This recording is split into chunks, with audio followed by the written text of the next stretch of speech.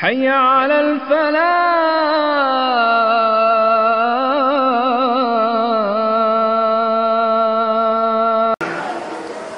Assalamualaikum warahmatullahi wabarakatuh.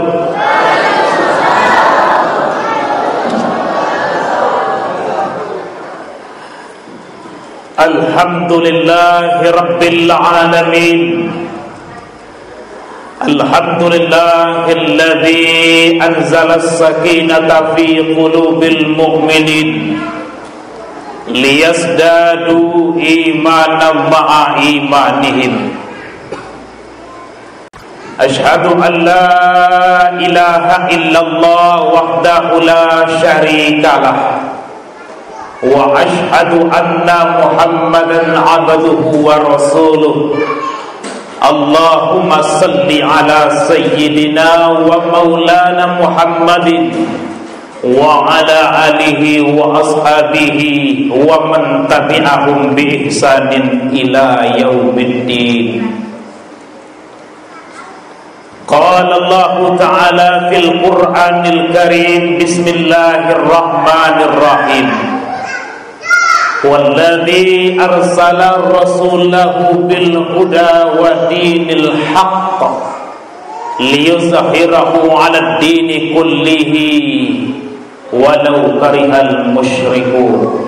Shadaqallahul azim. Bapak Ibu, para jemaah, para orang tuaku sekalian, para remaja, pemuda, adik-adik yang saya muliakan, mari sama-sama kita awali acara kita pada malam hari ini dengan senantiasa bersyukur kepada Allah Subhanahu wa ta'ala. Alhamdulillah, Allah telah pilihkan kepada kita di antara waktu-waktu yang kita habiskan untuk dunia, terseliplah sedikit di situ waktu yang kita pergunakan untuk kepentingan akhirat. 24 jam satu hari satu malam kita mengurus dunia kita. Entah itu di ladang, entah itu di sawit, entah itu di tempat kerja, di kantor, di jalan, di pasar. Pulang ke rumah capek, tidur, besok pagi berulang kembali seperti biasa. Kerja lagi, makan lagi, tidur lagi, besok berulang seperti itu. Tak terasa rupanya umur sudah 60. Tak terasa rupanya umur sudah 70. Tak terasa umur sudah 80. Kalau diingat, kalau dikonang baru tahu, oh ternyata sudah lama. Tapi ketika dijalani tak terasa. Nah Bapak Ibu yang saya muliakan, di antara waktu yang kita habiskan itu kira-kira berapa persen nilai ibadah di sisi Allah? Mana yang banyak untuk dunianya atau untuk akhiratnya? Apa? Memang jujur pula.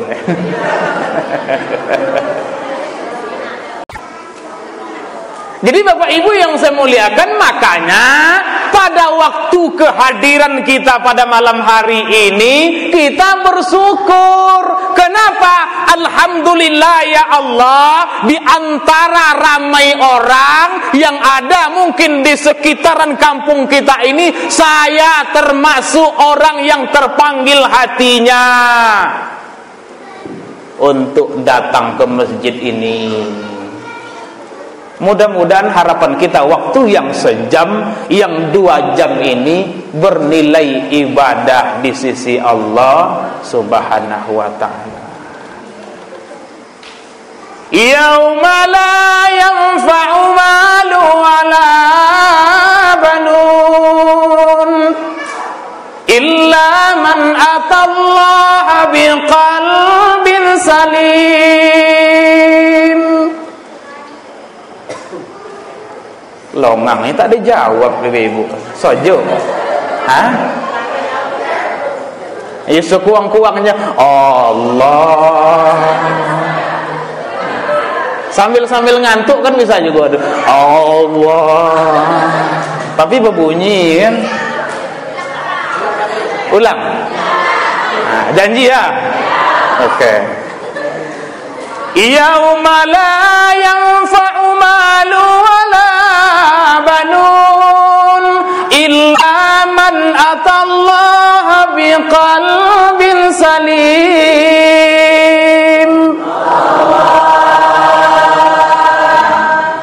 Kalau sunyi itu entah mau lama ceramah tak boleh. Tapi kalau onam ya tu sok jam aja. Paling 20 menit. Tutup lagi. Semangat Bu ya.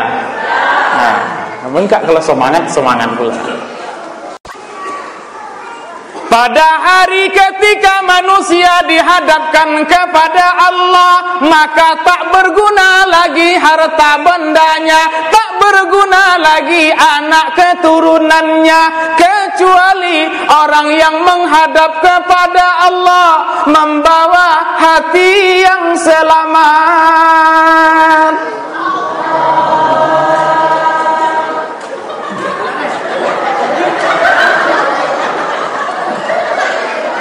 Bela. Ambo asal dijawab bela apa ketua.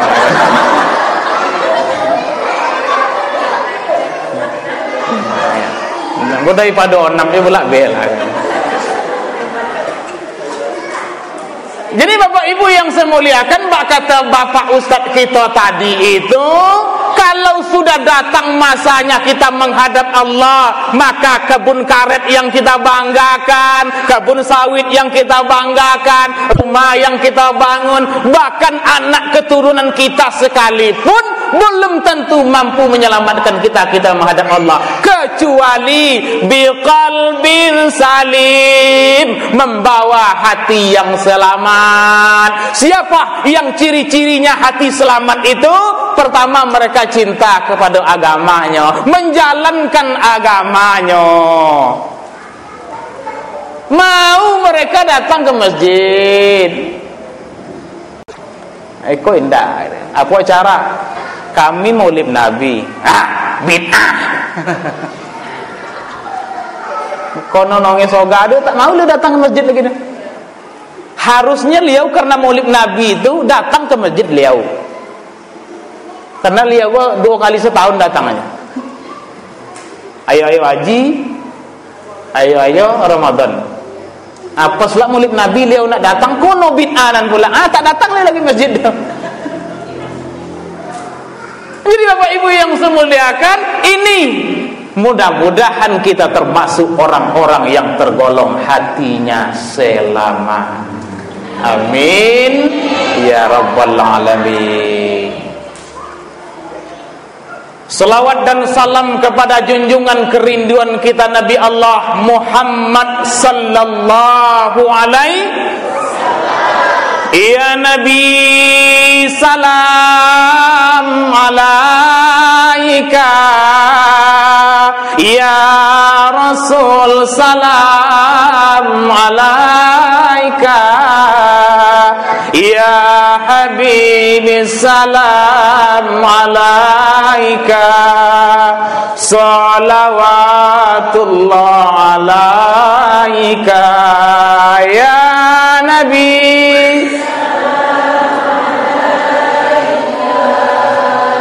Ya Rasul, salam alaika, ya Habibi, salam alaika, salawatullah alaika. Ngantuk Bu? Ngantuk?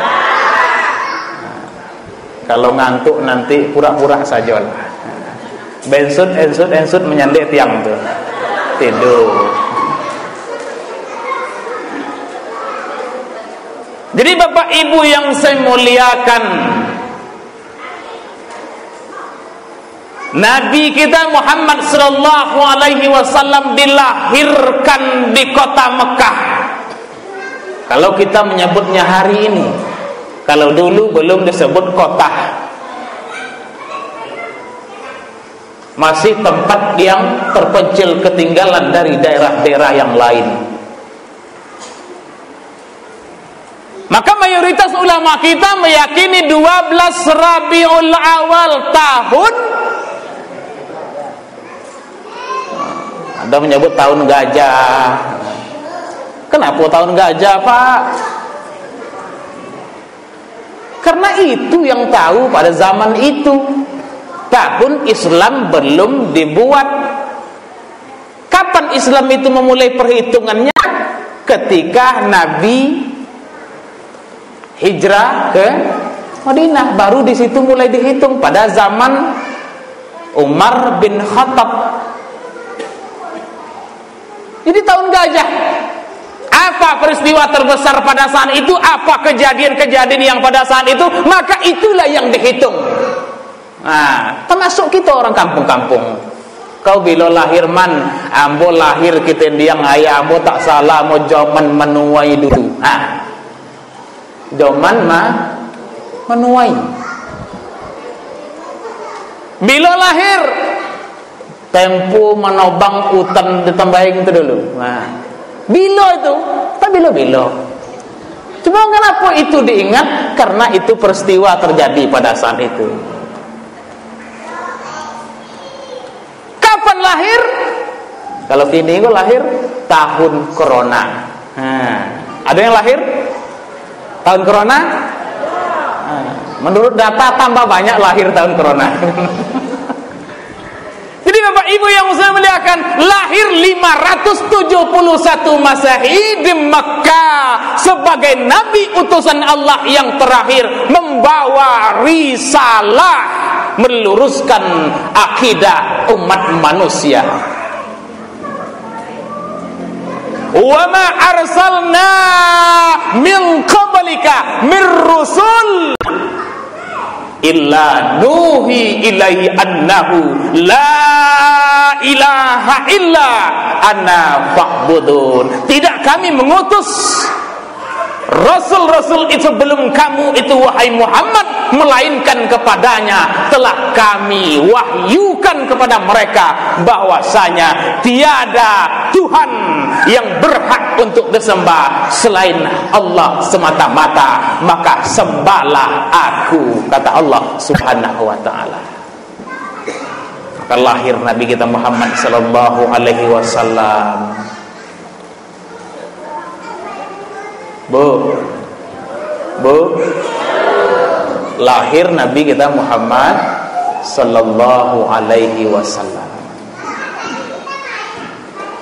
Al jannatu wa na'imuha sa'dun liman yusalli wa yusallim wa yubarik alaihi.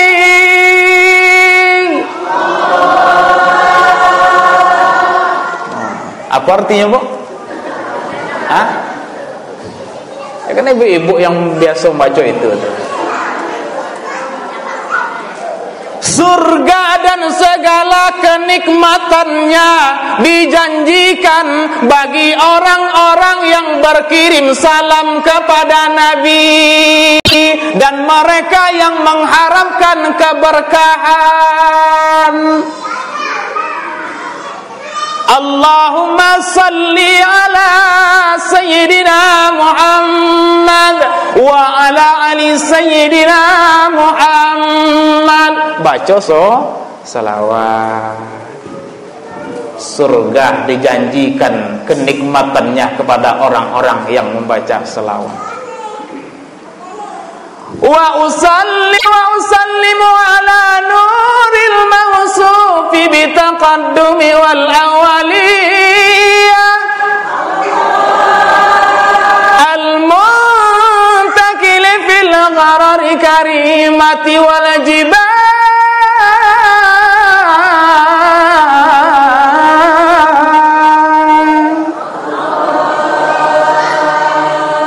Sambung Bu, apa lagi? Nggak terkonang lagi dah.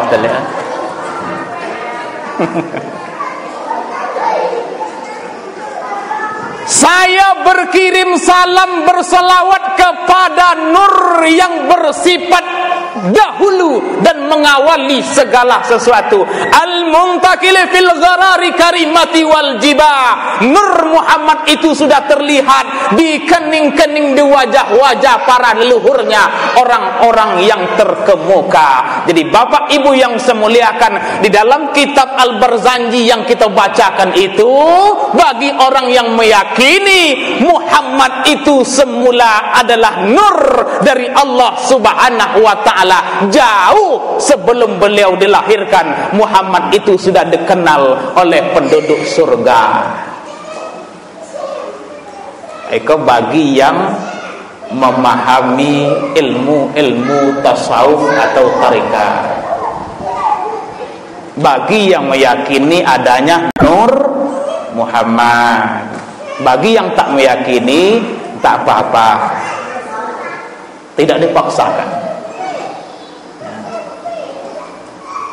Jadi Bapak Ibu yang saya muliakan, apa nur Muhammad itu? Dari nurnya Allah Subhanahu wa ta'ala. Secara zahirnya beliau Nabi yang terakhir, yang ke-25 yang wajib kita ketahui. Tetapi secara hakikatnya, batinnya, beliau nurnya sudah ada jauh sebelum alam semesta ini ada. Bahkan malaikat, langit dan bumi, surga dan neraka, dunia beserta isinya diciptakan oleh Allah Subhanahu wa ta'ala dari nur Nabi kita Muhammad sallallahu alaihi wasallam.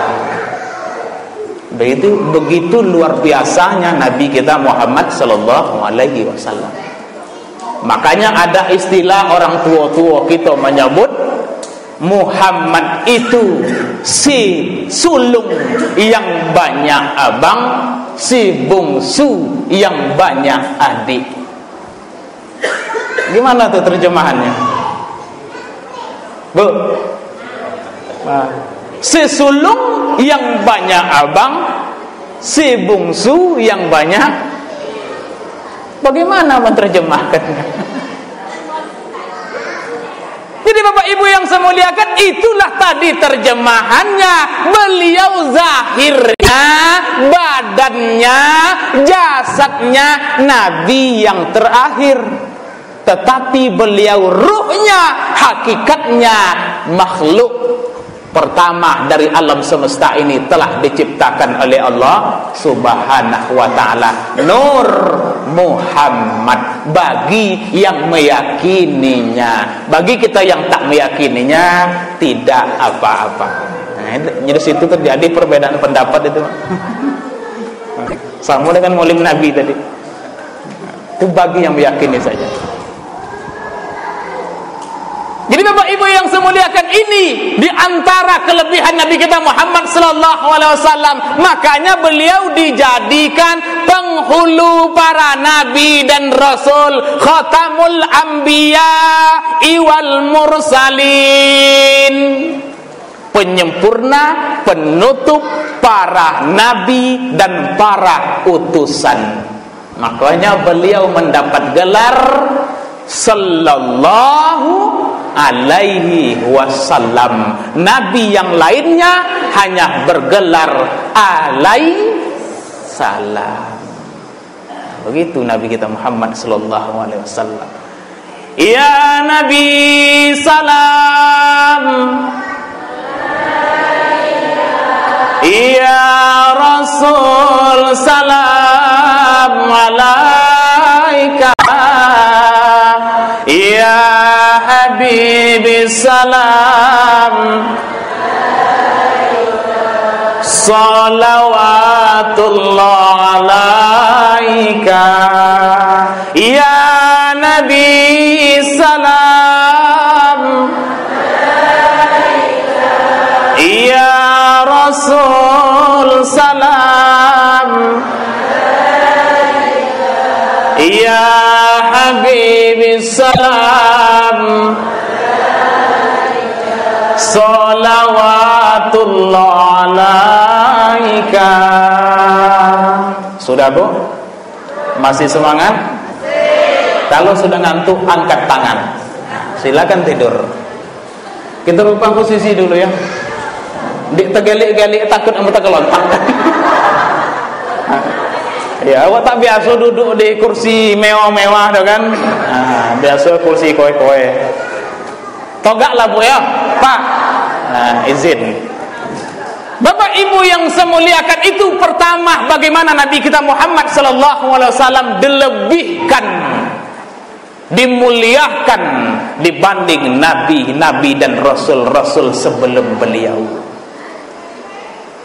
Lalu lahir beliau ke muka bumi. Lalu apa yang hendak kita contoh di dalam kehidupan beliau? Pertama yang hendak kita contoh adalah Muhammad sebagai seorang pemimpin.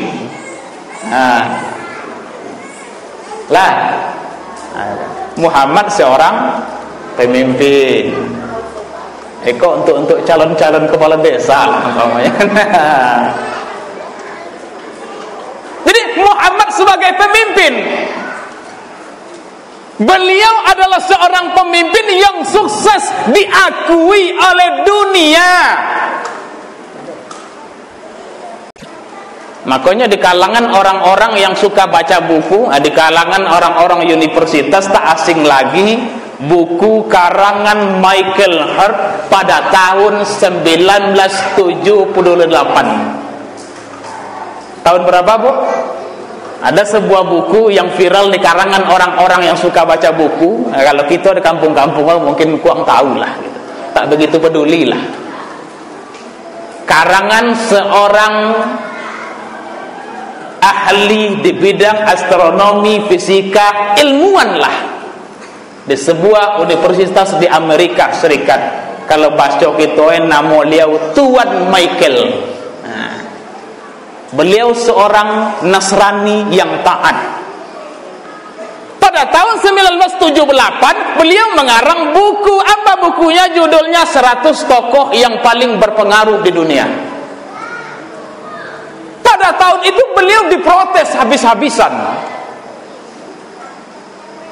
Bukunya diprotes hingga pada suatu ketika melakukan kuliah umum, beliau ditanya oleh salah seorang mahasiswa, "Wahai Tuan Michael, apa kira-kira yang membuat Anda menempatkan Muhammad itu tokoh orang Islam pada urutan yang pertama sebagai orang yang paling berpengaruh di muka bumi?" Padahal beliau kan orang Nasrani. Apa alasan Anda menempatkan Muhammad itu sebagai tokoh yang pertama dari tokoh orang-orang Islam? Beliau menjawab, alasannya pertama, Muhammad itu lahir di daerah yang terpencil, tidak seperti tokoh-tokoh yang lain. Beliau lahir di daerah pedalaman, di tempat yang terpencil, tapi dari tempat itu beliau berhasil bangkit dengan semangatnya menjadi pemimpin yang sukses. Sementara tokoh-tokoh yang lain, Bapak Ibu yang saya muliakan, dari 100 tokoh itu ada 3 nabi yang dimasukkan di dalamnya. Yang pertama Nabi Muhammad, yang kedua ahli fisika dari Inggris, Isaac Newton, nah itu bahasanya mungkin. Yang ketiga Nabi Isa alaihissalam. Yang keempat pembawa agama Buddha. Yang kelima pembawa agama Konghucu, Nabi Musa pada urutan yang ke-15. Kemudian teori manusia berasal dari monyet, teori Darwin berada pada urutan 16. Yang pertama Nabi Muhammad sallallahu alaihi wasallam. Jadi tokoh-tokoh yang lain, kata beliau, mereka ini sudah terdidik, mereka ini lahir di budaya yang sudah maju. Eropa sudah maju, Yunani sudah maju, Persia sudah maju, tetapi Mekah itu masih ketinggalan. Tetapi di situ lahir seorang tokoh yang akhirnya menjadi tokoh yang besar. Satu. Sedangkan yang kedua, apa alasannya? Muhammad itu lahir dalam keadaan yatim, belum bisa baca tulis, tetapi agama yang dibawa dari ajarannya itu sampai hari ini sudah terkembang di seluruh penjuru dunia. Hampir 2 M di penduduk dunia hari ini telah memeluk agama Islam.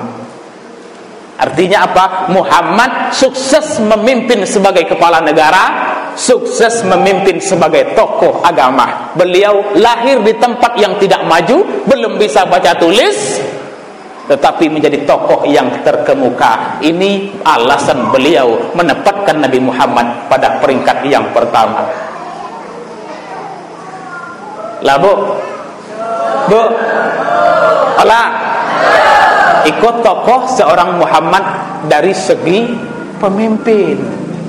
Lalu apa yang hendak kita contoh di sana?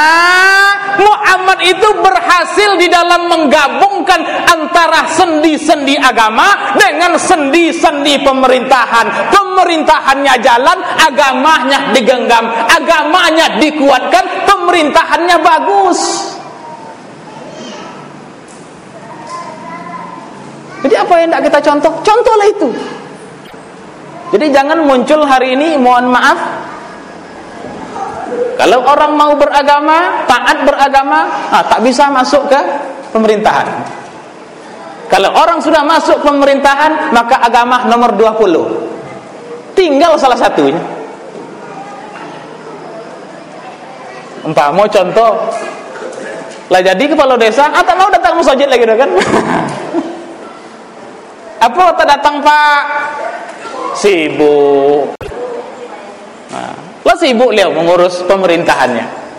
Jadi bagaimana contoh Nabi? Nabi itu mengkombinasikan antara keduanya. Agama diperkuat juga, pemerintahan diperkuat juga. Artinya ini yang harus kita contoh di dalam kehidupan kita.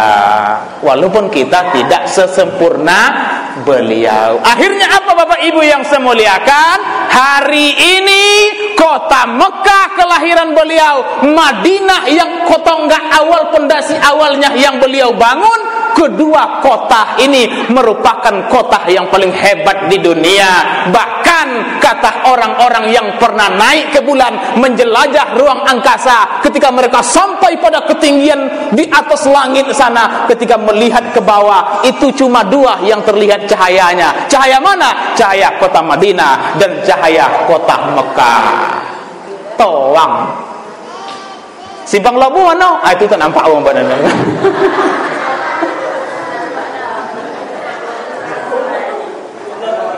Begitu luar biasa. Jadi ini Bapak Ibu dalam hal kepemimpinan. Begitu Nabi kita Muhammad sallallahu alaihi wasallam. Sedangkan apa lagi selanjutnya yang hendak kita contoh?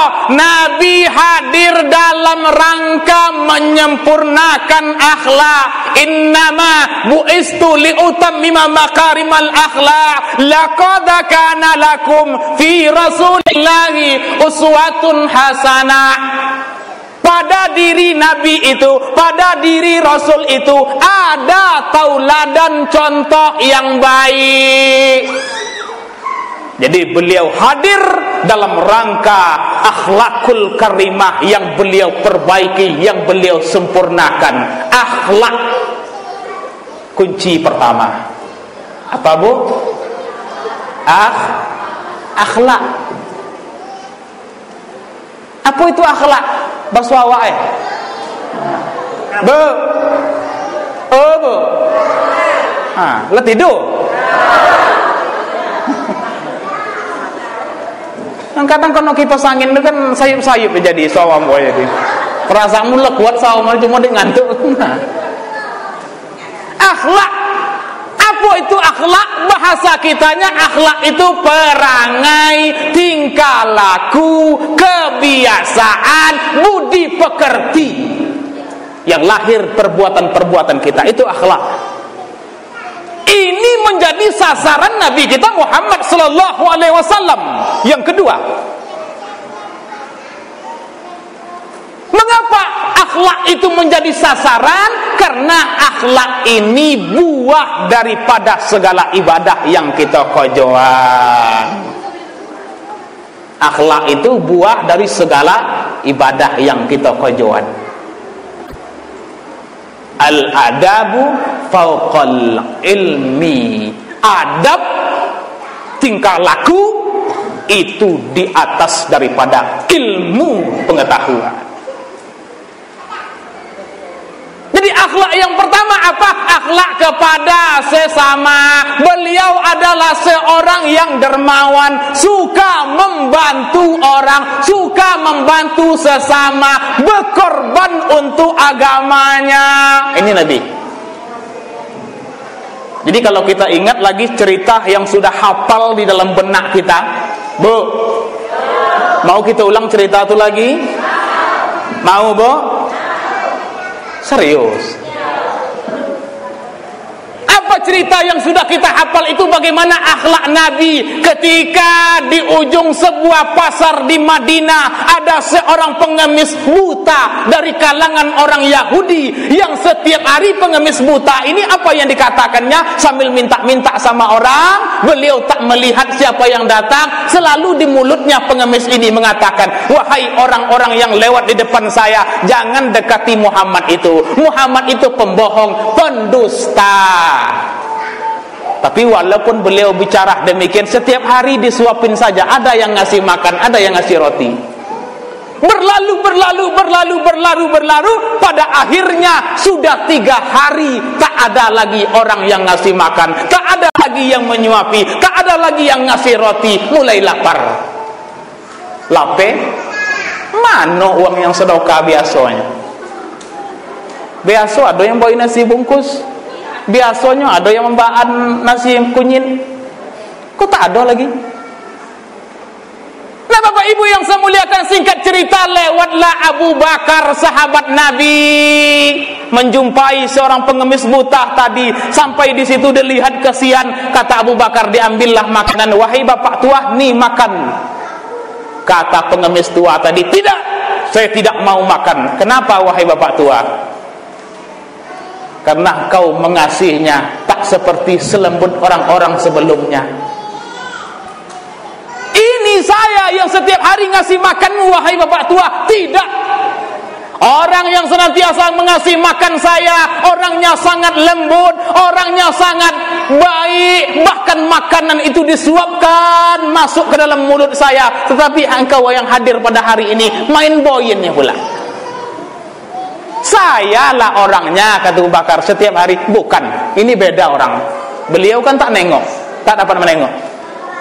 Akhirnya singkat cerita Bapak Ibu yang saya muliakan, apa kata Abu Bakar? Menangis Abu Bakar, betul wahai bapak tua, saya ini berbeda dengan orang-orang sebelumnya. Orang yang menyuapi bapak tua itu, itulah Nabi Muhammad yang sudah meninggal beberapa hari yang lalu. Takojud beliau. Mengapa tak takojud? Setiap hari mencaci Nabi, rupanya yang menyuapi beliau adalah Nabi sendiri. Akhlak kepada sesama, dermawan beliau. Jadi Nabi itu mengajarkan kepada kita bagaimana berkasih sayang kepada sesama, memberi kepada sesama, mengutamakan kepentingan orang-orang yang ada di sekitarnya daripada kepentingan pribadi beliau. Begitu luar biasanya Nabi kita Muhammad sallallahu alaihi wasallam. Akhlakul karimah yang beliau bawa kiranya menjadi contoh suri teladan bagi kita di dalam kita menjalani kehidupan ini. Bu, ya Nabi salam, ya Rasul salam, ya Habib salam, salawatullah, ya Nabi salam alaika, ya Rasul salam, ya Habib salam, Ya Habibi salam salawatullah alaika ya Nabi ya Rasul salam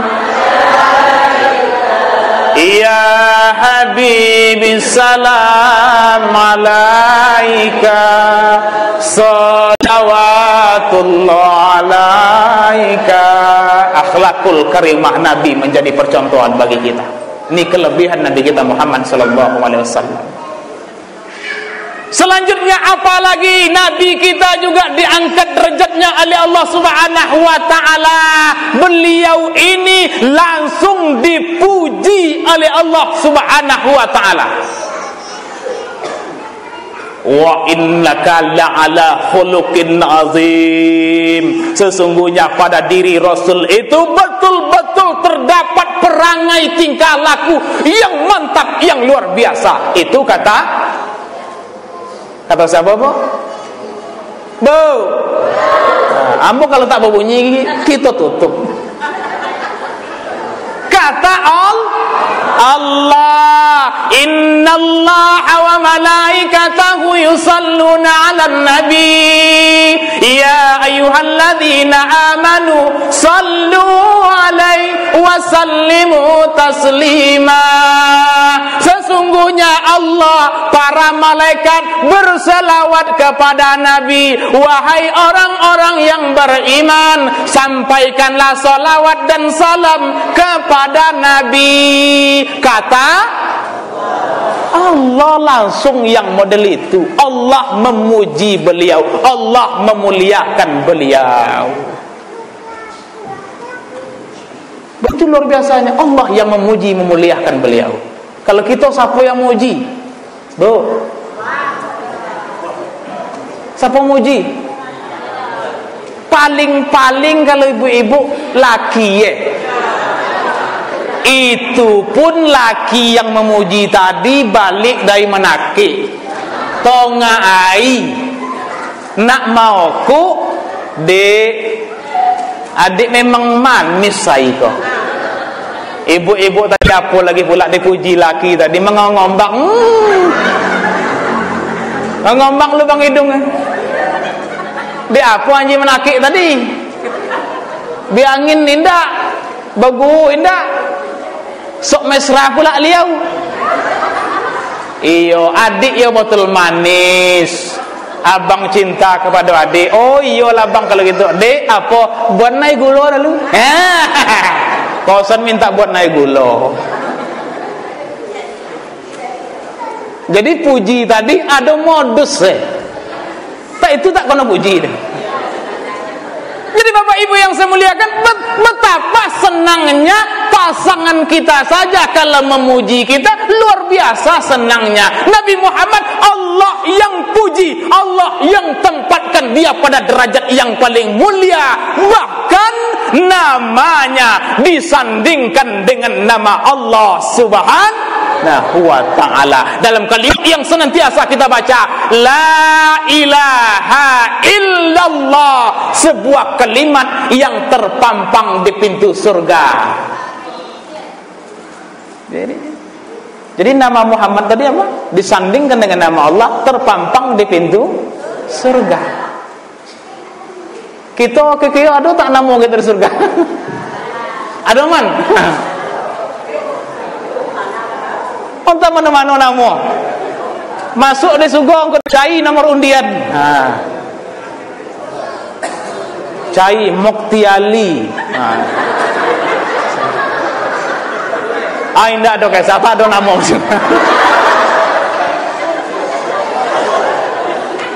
Kita malaikat kalau tak ada nama kado surga yung cai di samping.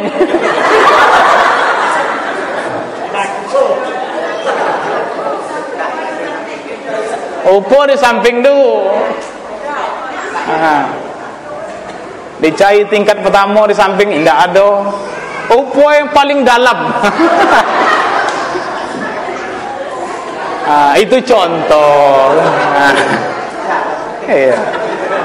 Jadi namanya terpampang di surga. Bahkan kunci surga itu apa? Asyhadu an la ilaha illallah wa asyhadu anna Muhammadar Rasulullah. Kalimat syahadat menjadi pintu surga. Nama Allah, nama Muhammad. Nah, kita kan dulu banyak hiasan dinding kita model itu. Kalau kini tidak ada lagi. Dulu ada. Itu contoh. Jadi kalau membayangkan surga, tengok itu sambil sembahyang, oh iya nama Allah, nama Muhammad. Begitulah di surga nanti. Banyak-banyak datang masjid. Iko nama nak tercatat di situ. Kuncinya tak dapat.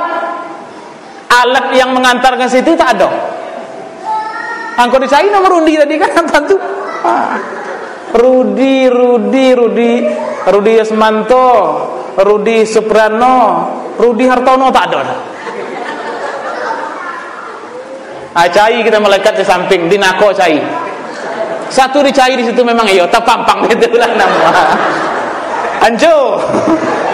Jadi Bapak Ibu yang saya muliakan, begitulah nama Nabi Muhammad dimuliakan menjadi kunci pintu surga. Bahkan bapak moyang kita Nabi Adam alaihissalam ketika bersalah diusir ke dunia, berdosa dia mendekati pohon memakan buahnya yang dilarang oleh Allah Subhanahu wa taala. Berapa lama memohon ampun kepada Allah? 40 tahun. Dalam salah satu riwayat mengatakan dosanya belum diampunkan oleh Allah. Jadi Nabi Adam 40 tahun lamanya. Rabbana zalamna anfusana wa illam taghfir lana wa tarhamna lanakunanna minal khasirin. Ya Allah, ya Rabbku, sesungguhnya aku telah menzalimi diriku. Kalau seandainya engkau tak memaafkan aku, maka termasuklah aku orang-orang yang rugi. Senantiasa bersujud kepada Allah Nabi Adam. Rabbana zalamna anfusana wa illam taghfir lana. 40 tahun lamanya bertaubat kepada Allah. Suatu ketika Nabi Adam pun kembali bertaubat. Wahai ya Allah, dengan nama kekasihmu Muhammad, ampunkan dosa-dosaku. Dengan asbab itu pula lah pada akhirnya dosa diampunkan. Wahai Adam, kenapa engkau tahu dengan nama itu? Dijawab oleh Adam, sesungguhnya dulu aku di surga, aku pernah membaca nama itu. Pasti nama ini orang yang sangat luar biasa. Maka dengan melalui tawasul nama Nabi Muhammad, saya memohon ampun kepada engkau ya Allah. Akhirnya benar diampunkan oleh Allah Subhanahu wa taala ketika di dalam doanya membawa nama Nabi Muhammad sallallahu alaihi wasallam. Nah, maka para ulama kita juga membuat untayan-untayan di dalam doa itu. Ada selawatnya. Kan syaratnya 2 dalam doa. 1 membaca alhamdulillah, yang kedua membaca selawat. Bismillahirrahmanirrahim. Alhamdulillahirabbil alamin. Bla bla bla bla. Allahumma salli ala sayyidina Muhammad wa ala ali sayyidina Muhammad. Baru doa yang lain. Rabbana zalamna anfusana, Rabbana atina fid dunya hasanah. Diawali oleh 2 kalimat tadi. Pertama, puji Allah. Yang kedua, sampaikan selawat kepada Nabi. Itu menjadi syarat terangkatnya doa seseorang. Maka kata ulama kita, kalau tak memakai nama selawat Nabi di dalam doa kita tuh lambat sampainya. Lama? Lah, Allah muliakan beliau Nabi kita Muhammad sallallahu alaihi wasallam, tercatat namanya bersanding dengan nama Allah menjadi kunci pintu surga. Ada nama beliau di surga bersanding dengan Allah, la ilaha illallah. Nabi Muhammad itu kata Allah di dalamnya, di dalam dirinya ada contoh-contoh suri tauladan yang baik. Jadi iko yang hendak kita contoh dalam kehidupan kita sehari-hari. Dimuliakan beliau. Kemudian apa lagi? Nabi kita Muhammad sallallahu alaihi wasallam, walau bagaimanapun susahnya beliau di dalam mengemban agama Allah ini, dalam menyebarkan agama Allah, dihina, dicaci, dimaki, dimusuhi, diancam ingin dibunuh, dikejar-kejar, beliau tak pernah dendam kepada orang-orang yang ingin memusuhi beliau. Padahal Nabi itu, setiap Nabi dan Rasul itu dianugerahi satu doa yang mustajab. Likulli nabiyyin da'watu mustajabatu yad'u biha. Setiap nabi dan rasul itu ada satu doa diberikan kepadanya. Apabila mereka berdoa dengan doa yang satu itu, maka Allah akan langsung kabulkan. Nabi dan rasul sebelumnya menggunakan doa itu di dunia. Nabi kita sampai beliau wafat tidak menggunakan doa mustajab itu. Kenapa? Da'wati syafa'atan lil ummati fil akhirah. Doaku, kata Nabi, aku gunakan untuk memberikan syafaat bagi umatku di akhirat. Jadi tak dipakainya di dunia. Nabi tidak memakai doanya di dunia. Kenapa? Karena beliau tahu di akhirat itu lebih menakutkan. Di mahsyar itu lebih menakutkan. Susahnya dunia, belum lagi ada apa-apanya. Susah dunia, belum apa-apa lagi. Maka Nabi kita tak memakai di dunia untuk akhirat. Jadi di padang mahsyar itu, Bapak Ibu yang saya muliakan, semua umat manusia berkumpul. Di atas panas, di bawah panas, matahari didekatkan. Tak ada yang melindungi, tidak ada yang menaungi, kecuali ada amalan-amalan yang sebagaimana kita tahu, di antaranya 7 naungan pada saat hari kiamat atau padang mahsyar. Jadi di padang mahsyar itu ada naungan, salah satunya apa? Kita bapak tadi apa? Salah satu yang menaungi di padang mahsyar itu, salah satunya sedekahnya, infaknya.